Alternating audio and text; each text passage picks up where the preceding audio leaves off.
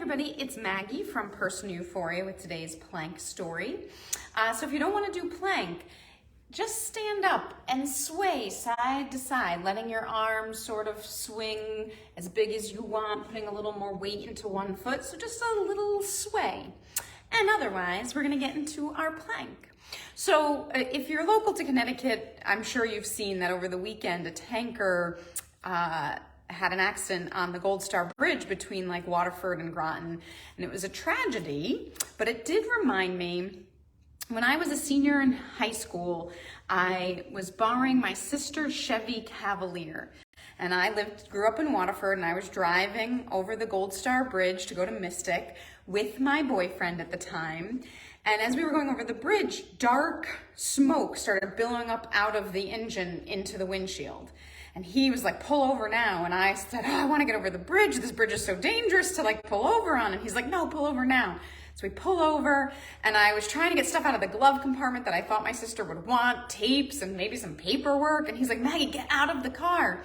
And I get out of the car on the middle of the Gold Star Bridge, and the engine just goes up in like 6-foot flames. And the fire trucks had to come put it out, and you know, nowhere near as bad as what happened this weekend, but still it reminded me of it. And his parents came to pick us up, and it was funny because he handled the situation really well, and I was like dazed and confused and not making the best life choices. And his mother was like, oh, maybe he's learned, because apparently when he was a little kid, his parents had a car fire, and he just stood outside the car going, burn, baby, burn, burn, baby, burn.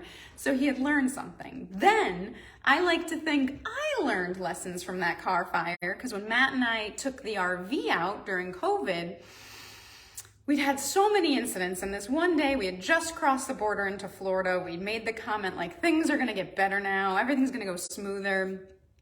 And I started to smell this like rancid but metallic smell that was giving me a headache immediately. And I look back in the RV, and there is thick, dark smoke.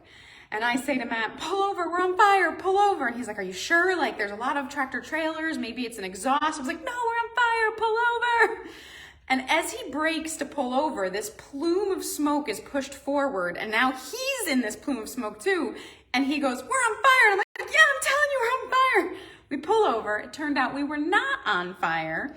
Our muffler had fallen off, and so all the exhaust, or our exhaust had fallen off, and so everything was just spewing, all that exhaust smoke was coming into the RV instead of going out of it.